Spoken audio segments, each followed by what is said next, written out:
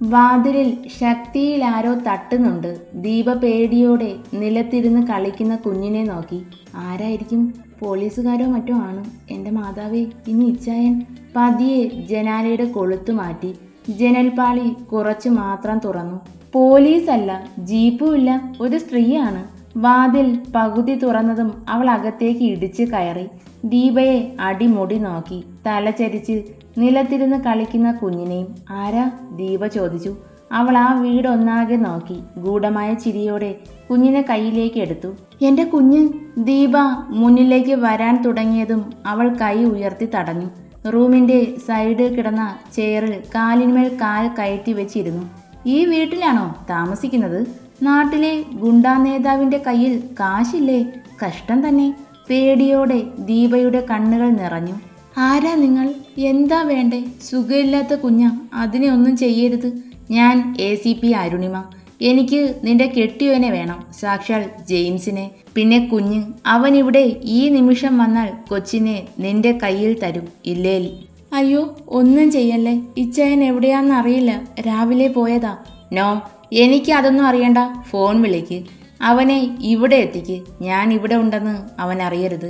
കുഞ്ഞിന് വയ്യെന്നോ മറ്റോ പറഞ്ഞോ? അരുണ ഗൗരവത്തിൽ പറഞ്ഞതും ദീപ തലകുലുക്കി. മാഡം എടുക്കുന്നില്ല. ശ്രമിച്ചുകൊണ്ടേയിരിക്കും. ഞാൻ ജെയിംസിനെ കണ്ടിട്ടേ പോകൂ. എന്താ മോളുടെ പേര്? അരുണ ചോദിച്ചതും കുഞ്ഞു വായ തുറന്നു അമ്മയെ നോക്കി. മോള് സംസാരിക്കില്ല. മിനു എന്നാ പേര്. തുടരെ തുടരെ വിളിച്ചതും അവൻ കോളെടുത്തു. ഇച്ചായ, ദീപ ഉറക്കെ കരഞ്ഞു. എന്താടി? നമ്മുടെ മോള്. പിന്നെ ഒന്നും പറയാതെ അവൾ ഫോൺ ഓഫ് ചെയ്തു. അവനിപ്പോൾ വരും അല്ലേ? ഒന്നും ചെയ്യരുത് മാഡം, പെട്ടുപോയതാ. തിരികെ വരാൻ ഇച്ചായന് കഴിയുന്നില്ല. പാവമാണ്. നിന്റെ കെട്ടിയോൻ നിനക്ക് കാണപ്പെട്ട ദൈവമായിരിക്കും. ഇങ്ങനെയുള്ളവനെ എനിക്ക് പിടിച്ച് ഉമ്മ വയ്ക്കാനൊന്നും പറ്റില്ല. ഇപ്രാവശ്യം അവൻ കൊണ്ടുപോയത് എൻ്റെ അനിയത്തിയാ. പുറത്ത് ഒരു ബൈക്ക് വന്ന് നിന്നു. ഇച്ചായൻ വന്നു. അവൾ വാതിൽ തുറക്കാനായി ഓടി. നിൽക്ക്, എൻ്റെ അനിയത്തി എവിടെയുണ്ടെന്ന് അവൻ പറഞ്ഞാൽ നിന്റെ കഴുത്തിൽ ഈ മിന്ന് ഇങ്ങനെ കിടക്കും. ദീപ! ജെയിംസ് അലറി വിളിച്ചു. വാതിൽ തുറന്നതും മുന്നിൽ കരഞ്ഞു വീർത്ത മുഖത്തോടെ നിൽക്കുന്നവളെ നോക്കിക്കൊണ്ട് അകത്തേക്ക് ഓടിക്കയറി. ചെയറിൽ ചിരിയോടെ കുഞ്ഞിനെ കളിപ്പിച്ചിരിക്കുന്ന അരുണയെ കണ്ടതും അവൻ ആ നിൽപ്പ് നിന്നു. ദീപ, ഇതാരാ? കുഞ്ഞിന്? നിഷ. അവളെവിടെ? ഉറക്കെ അരുണ ചോദിച്ചതും ജെയിംസിന് ദേഷ്യം വന്നു. അത് ചോദിക്കാൻ നീ ആരാടി? എൻ്റെ കുഞ്ഞിനെ തരാൻ. അരുണയ്ക്കടുത്തേക്ക് പാഞ്ഞു ചെല്ലാൻ നിന്നവൻ്റെ കയ്യിൽ ദീപ പിടിമുറുക്കി. ഇച്ചായ, ACP ആണ്. ആ കൊച്ച് ഇവരുടെ അനിയത്തിയ. അങ്ങ് പറഞ്ഞു കൊടുക്ക്. ഇല്ലേൽ നമ്മുടെ മോള്. അവൾ കരച്ചിലോടെ പറഞ്ഞു. അവൻ ഭയത്തോടെ നിന്നു. അരുണ കുഞ്ഞുമായി എഴുന്നേറ്റു. എന്തു പറയുന്നു ജെയിംസ്? പോയാലോ? പോകാം. മോളെ ദീപയുടെ കയ്യിലേക്ക് കൊടുത്തു. പോക്കറ്റിൽ നിന്ന് ഒരു ചോക്ലേറ്റ് എടുത്ത് നീട്ടിയതും കുഞ്ഞു ചിരിയോടെ വാങ്ങി. അരുണയ്ക്കൊപ്പം കാറിൽ കയറുമ്പോൾ ജെയിംസ് ഭാര്യയും മകളെയും ഒന്നുകൂടി നോക്കി. സ്നേഹവും ആത്മാർത്ഥതയുമുള്ളവൻ എന്തിന് ഈ പാത തിരഞ്ഞെടുത്തു? ജെയിംസ് ഒന്നും പറയാതെ തല താഴ്ത്തി. നിഷ കണ്ണുകൾ ചിമ്മി തുറന്നു. മുന്നിൽ ഇരുട്ട് പോലെ, ഒന്നും കാണുന്നില്ല. കണ്ണ് തിരുമാനായി കൈ ഉയർത്തുമ്പോൾ അതിന് കഴിയുന്നില്ല. അവൾ കണ്ണടച്ച് തുറന്നു. തല താഴ്ത്തി നോക്കിയതും കൈ രണ്ടും ചെയറിൽ കെട്ടിവെച്ചിരിക്കുന്നു. കാലും അനക്കാൻ പറ്റുന്നില്ല. ഇച്ചായ! കണ്ണുകൾ നിറഞ്ഞൊഴുകി. ചുരിദാറിന് ഇടയിൽ കിടക്കുന്ന മാലയിൽ നോക്കി. മിന്ന്, ഇനി ഞാൻ ഉണ്ടാവൂ? എനിക്ക് കാണാൻ പറ്റുമോ ഇച്ചാ? ആ, കാണാം. ഇന്ന് രാത്രി കഴിഞ്ഞ് നാളെ നീ മുംബൈയിലേക്ക്. അവിടെ നിനക്ക് ഒരുപാട് ജോലി കാണും. സെബാൻ അടുത്തേക്ക് വന്നു. അവൻ്റെ നോട്ടം അവളിലേക്ക് ചൂഴ്ന്നിറങ്ങുന്നത് പോലെ തോന്നിയതും നിഷ കണ്ണുകൾ മുറുകെ അടച്ചു. അവളുടെ മുഖത്തിന് നേരെ അവൻ മുഖം അടുപ്പിച്ചു. എന്ത് ഭംഗിയാടി നിന്നെ കാണാൻ, മുഴുത്ത ആപ്പിൾ പോലെ. ആരാ നിങ്ങൾ? എനിക്ക് പേടിയാവുക. നിഷ വിതുമ്പലോടെ പറഞ്ഞതും ആ വിറയ്ക്കുന്ന ചുണ്ടിനെ ഇരുവിരലുകൾ വെച്ച് ഞെരിച്ചു. ഇച്ച! ആ, വിളിച്ചോ. എത്ര ഉറക്കെ വിളിച്ചാലും നിന്റെ ശബ്ദം പുറത്തേക്ക് പോകില്ല. സാർ, സണ്ണി വിളിച്ചു. എന്താടാ? പെണ്ണും പിള്ളയെ കാണാൻ പോയ നിന്റെ ആശാൻ ജെയിംസ് വന്നോ?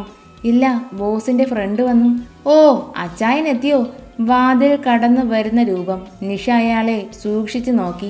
വരില്ല, വേണ്ട, എനിക്ക് പറ്റില്ല എന്നൊക്കെ വീരവാദം മുഴക്കിയിട്ട് ആളെ കയ്യിൽ കിട്ടി എന്നായപ്പോൾ നിയന്ത്രണം വിട്ടുപോകുന്നുണ്ടാവും അല്ലേ അച്ചായ?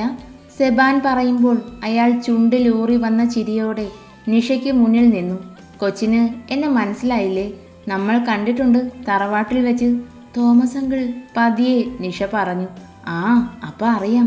നിന്റെ വല്യപ്പച്ചന് എന്നെ വലിയ കാര്യമായിരുന്നു. പക്ഷെ എന്തു ചെയ്യാം? അയാൾ കൈ രണ്ടും വിടർത്തി പിടിച്ചു. എനിക്കും ഭയങ്കര ഇഷ്ടമായിരുന്നു. പക്ഷേ ഈ കൈ പറഞ്ഞാൽ കേൾക്കണ്ടേ? നിഷയൊന്ന് ഞെട്ടി ചെയറിൽ നിന്നും എഴുന്നേൽക്കാൻ ശ്രമിച്ചു. എൻ്റെ വല്യപ്പച്ചനെ നീയാണോടാ കൊന്നത്? എന്തിനാടാ? അവൾ ഉറക്കെ അലറി. നീ എന്നെ എന്താടി വിളിച്ചേ? തന്തയും തള്ളയും ആരെന്ന് പോലും അറിയാത്ത നശിച്ചവളെ. നിഷയുടെ തലമുടിയിൽ ചുറ്റിപ്പിടിച്ചതും വേദനയിൽ അവൾ കണ്ണുകൾ മുറുകെ അടച്ചു. കവിളിൽ ശക്തിയിലെന്തോ പതിച്ചതുപോലെ ചെവി രണ്ടും ഊതി അടച്ചു. നിലവിളിയോടെ കണ്ണുകൾ വലിച്ചു തുറന്നു. എന്നെ വല്യപ്പച്ചൻ്റെ അടുത്തേക്ക് പറഞ്ഞു വിട്ടേക്ക്, വേദനിക്കുവാ. അയ്യോ അതെങ്ങനെ ശരിയാവും? നിന്നെ ഞങ്ങൾ ഒന്നും ചെയ്യില്ല, പകരം സ്നേഹിക്കാം. അയാൾ ഫോൺ എടുത്ത് സമയം നോക്കി. രാത്രി 11 മണി. മുഹൂർത്തം 12 മണിക്കാ. എന്തിനും നല്ല നേരം നോക്കണ്ടേ? അതുമാത്രോ, നിന്നെ ഒരുപാട് ഇഷ്ടമുള്ള ആള് ഓൺ ദ വേ ആണ്. ഒരു 10 മിനിറ്റ് കാത്താൽ മതി. എൻ്റെ പൊന്നല്ലേ? തോമസ് അവളുടെ താടിത്തുമ്പിൽ പിടിച്ചതും അറപ്പോടെ നിഷ തല വെട്ടിച്ചു. ആദ്യമൊക്കെ ഇങ്ങനെ തോന്നും, പോകെ പോകെ എല്ലാം ശരിയാകും മോളെ. നിഷ നിറഞ്ഞൊഴുകുന്ന കണ്ണുകളോടെ റൂമിൻ്റെ ഒരു സൈഡിൽ നിൽക്കുന്ന സണ്ണിയെ നോക്കി. അവൻ പെട്ടെന്ന് തല താഴ്ത്തി. എന്നെ തേടി ആരും വരില്ല. ഹരിയേട്ടൻ പാവാണ്. അരുണേച്ചി എങ്ങനെ എന്നെ രക്ഷിക്കും? ഇച്ചായനുണ്ടായിരുന്നേൽ. ചെവിക്കുള്ളിൽ നിന്നും ചൂടുള്ള എന്തോ ഒന്ന് പുറത്തേക്ക് വരും പോലെ, സഹിക്കാൻ കഴിയാത്ത വേദനയും. മാഡം, ദേ ഈ വഴിയാ. ആൾപ്പാർപ്പില്ലാത്ത വിജനമായ റോഡ് കടന്ന് റബ്ബർ തോട്ടത്തിനിടയിലേക്ക് അവൻ വിരൽ ചൂണ്ടി. ഇവിടെ നിന്ന് ഇനി ഒരുപാട് ദൂരം ഉണ്ടോ ജെയിംസ്? ഏയ് ഇല്ല, ഒരു 5 മിനിറ്റ് ഡ്രൈവ് ചെയ്താൽ മതി. അവൻ പറഞ്ഞതും കാറ് ആരുടെയും കണ്ണിൽപ്പെടാത്ത മറവിലേക്ക് നിർത്തി. കീ അവന് മുന്നിലേക്ക് നീട്ടി. മാഡം, ഇനി അങ്ങോട്ട് ഞാൻ ഒറ്റയ്ക്കാണ്. ഒരു 30 മിനിറ്റ്സ്. അത് കഴിഞ്ഞ് നീ ഇവിടെ നിന്ന് പോകണം. അയ്യോ അത് വേണ്ട മാഡം. സണ്ണി അവൻ പാവമാണ്. പക്ഷെ സബാൻ നമ്മൾ കരുതും പോലെ അല്ല. ബോസ് തീറ്റിപ്പോറ്റുന്ന ചെന്നായിയാണ്. ഞാൻ പറഞ്ഞത് നീ അനുസരിച്ചാൽ മതി. ഈ കാറ് നാളെ രാവിലെ തറവാട്ടിലെത്തിക്കണം. അവൻ തലകുലുക്കി. പെട്ടെന്ന് ഒരു ബ്ലാക്ക് ഹോണ്ട ചീറിപ്പാഞ്ഞ് ഗോഡൗൺ ലക്ഷ്യമാക്കി പാഞ്ഞതും അരുണ ചിരിയോടെ സീറ്റിൽ ചാരി കിടന്നു. ബോസ് വലിയ സന്തോഷത്തിൽ പോവുകയാണ്. പക്ഷെ വലയിൽ വീണ് പോയിന്ന് അറിയുന്നില്ലല്ലോ. അവൾ കാറിൽ നിന്നിറങ്ങി. പിന്നാലെ ജെയിംസും. ഇവിടെ വെച്ച് എല്ലാം നിർത്തിയേക്കണം. ആ കുഞ്ഞിന് വേണ്ടി നിന്നെ ഞാൻ വെറുതെ വിടുവാ. നാളെ കഴിഞ്ഞ് ഈ നാട് വിട്ടു പോകണം, കേട്ടല്ലോ? ശരി മാഡം, നന്ദിയുണ്ട്. അവൾ ഗോഡൗൺ ലക്ഷ്യമാക്കി നടന്നു. ദൈവമേ, കഴ പോലെ നടന്നു ചെന്നിട്ടും ഒരുത്തന്മാരും എന്നെ കാണുന്നില്ലല്ലോ. അവൾ വാതിൽ ഭാഗത്ത് നിന്ന് ഉള്ളിലേക്ക് നോക്കി. എല്ലാവരും ചത്തോ? പതിയെ അകത്തേക്ക് കയറിയതും ഡോർ അടഞ്ഞ് ലോക്ക് വീണു. വെൽ പ്ലാൻഡ് ആണ് മണ്ടന്മാർ. റൂമിന് പുറത്ത് ഉറക്കെയുള്ള ചിരി കേൾക്കാം. നിഷ ചെവി കൂർപ്പിച്ചു. ഈ സ്വരം ഞാൻ കേട്ടു പരിചയമുള്ള ആരുടെയോ അല്ലേ? അരുണ ആ വലിയ റൂമിലൂടെ കണ്ണോടിച്ചു. ഒരു നുള്ള പ്രകാശമില്ല.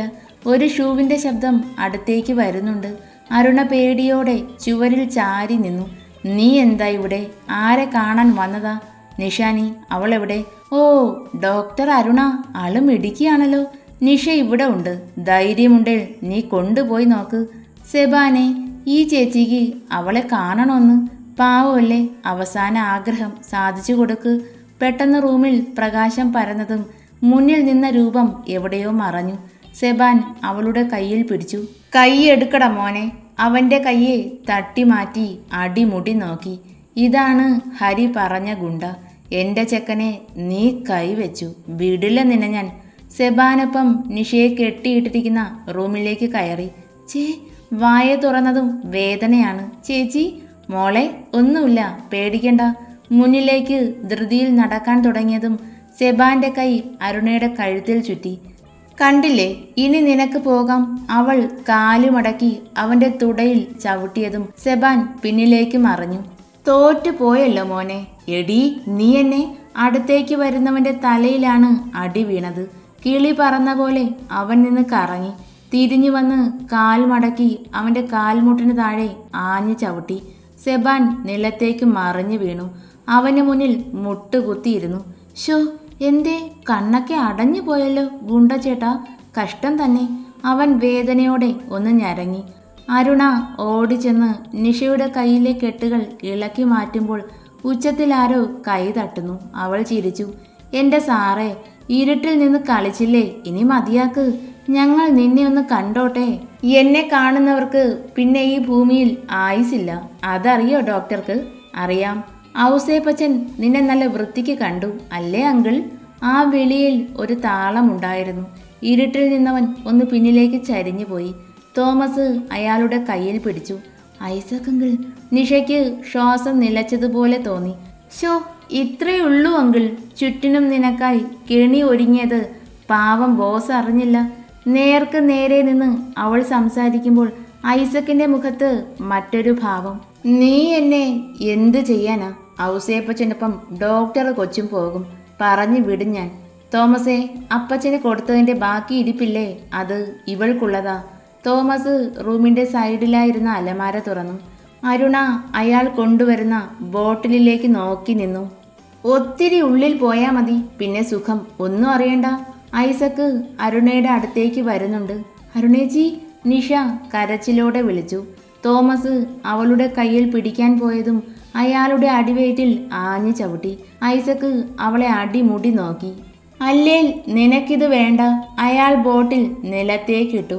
നിഷ കൊച്ചിനെ എനിക്ക് ഒരുപാട് ഇഷ്ടാ. ഒന്ന് സ്നേഹിച്ചു കഴിഞ്ഞ് നിങ്ങളെ രണ്ടിനെയും കൊണ്ടുപോകാൻ ആൾ വരും. പെട്ടെന്ന് ഗോഡൌണിൻ്റെ വാതിൽ തല്ലി തകർത്തുകൊണ്ട് വലിയ ശബ്ദത്തോടെ ഒരു റോയൽ എൻഫീൽഡ് അകത്തേക്ക് പാഞ്ഞു കയറി.